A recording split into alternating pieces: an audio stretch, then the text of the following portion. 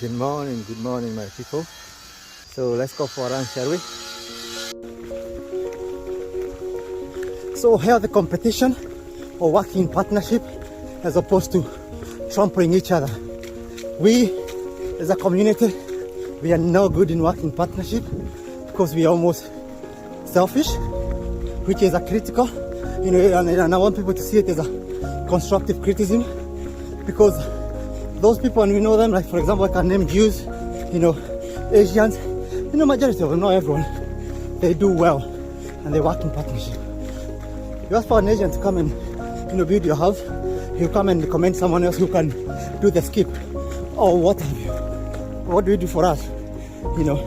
I come to fix a light for you and you ask me if I know someone who can even fix a tap. You say you don't. So what am I saying with it? If we work for each other, something called teamwork, we empower each other.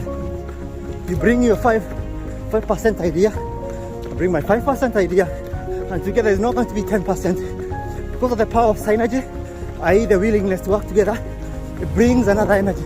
Nature always has a way of facilitating those people who are kind to one another.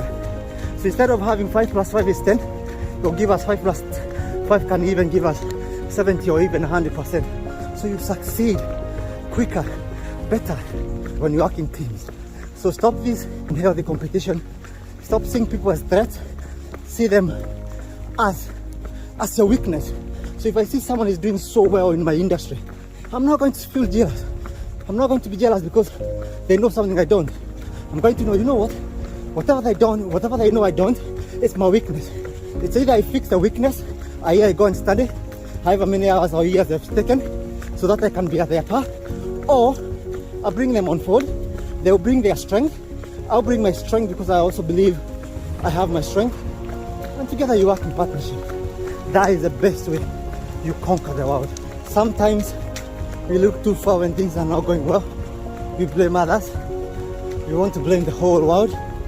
But in theory, if we just look within ourselves, sometimes we are the problem. Maybe sometimes you are too stubborn. Maybe sometimes you fail to heed to an advice, or maybe you took too long to act. Then until you accept, look within yourself, self-critique yourself. I know it's not the best thing, but maybe that's what the answers are. So before you look out, look inward. Also, in the quest of partnership, don't just take in a Tom, Dick and Harry and bring them on board. Because a lot of people there have become con men. They know how to talk a good talk, but they can't walk the talk. So what do? Just like anything, you interview each other. And when I say interview each other, it's not that serious. You just talk about what you think you know. If you're talking about the business, if you're talking about the industry, have a feel. Talk to each other. And that is the best gauge. If somebody is asking you obvious questions and they're not bringing anything on forward, and then on their talks they are saying, oh, I'm this and that, I'm a ninja in that. Yeah, show me. And that's the easiest way to size each other up. The easiest way to know somebody's weaknesses or whether they have anything in them, because you don't want to have a liability. You want someone who is bringing value, because it's all about bringing value to the marketplace. If someone is a dead weight, why would you carry someone else's dead weight and you already have your own fair share of other things to carry? So yeah, be wary of those people who are very sweet talkers, who just talk but their talk is cheap. Let people prove themselves. If someone says they are going to do something, watch and look at how they deliver it. If they don't deliver, give them maybe 1 or 2 benefit of doubt, and then do it again. And it's easy, don't be emotional when it comes to life. Remember all along, every minute you waste, every minute you spend, it's all about you. It's all about your future. So if someone is coming and proving to be a dead weight, get rid of him. Get rid of him like yesterday, and move on. Look for someone who is better suited. Because the moment you have a good team, the moment you have a well-resourced team, you get to where you want to go quicker. You may have wasted a few times, to go and recruit again, but you know what? It'll be worthwhile, because what this other person is going to bring is going to come and bridge the gap, and this this time that you have spent with the wrong person, it's not a wasted time. It's an experience gained. So you know what to do and what not to do in the future. To be in the league of the cream de la cream, it's not about how clever or how many PhDs you have. It's not about how much money you have. It's not about how muscular or stronger or bigger or fatter you are. It's not about teamwork. When you know you've expended all your energy or your effort and you have nothing else to give, that element of digging deep and finding that extra energy to help the person next to you, to help the person on your left or your right, and lift them up, because you realize this journey, if I continue going alone, it's going to be even tougher than the extra energy I'm going to spend trying to push this person to continue with the journey. It's not about how fast you get to the destination. It's not about the pace, it's not about the time. It's how, it's the endurance. You keep at it. Doesn't matter if you're doing 1 mile an hour, 5 miles an hour, it will make sense with time. Because at the end of the day, time is always the judge. Because we are not judged by the action or the processes. We are judged by the result. So if I set myself to do something, keep at it, keep going.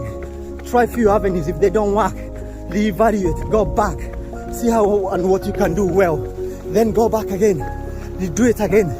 Use a different twist, use a different energy, use a different method. Because change is as good as the rest. You change something, you change the approach, and you are due to find an answer.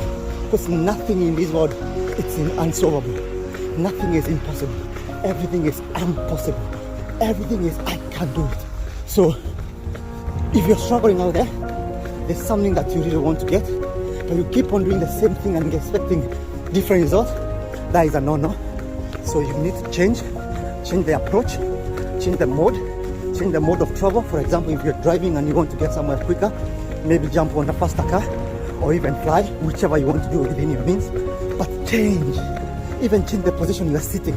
You could be sitting in front of someone who is taller and you want to see ahead, but you can't see. But the problem is not the view.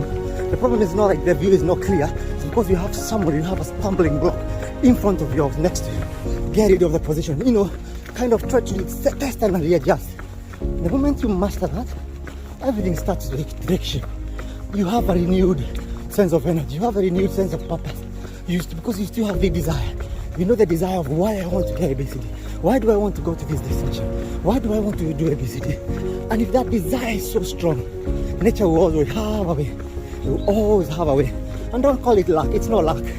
The moment you keep on trying, you don't give up. And then you say, I was lucky I found someone, someone gave me a lift. It's not luck. You found yourself at the right time. It's when opportunity meets preparation. You left the house and you aimed to go where you wanted to go.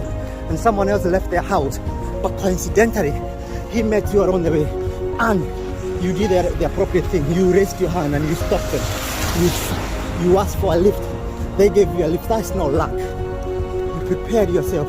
So this is success. That is how you succeed. When opportunity meets preparation.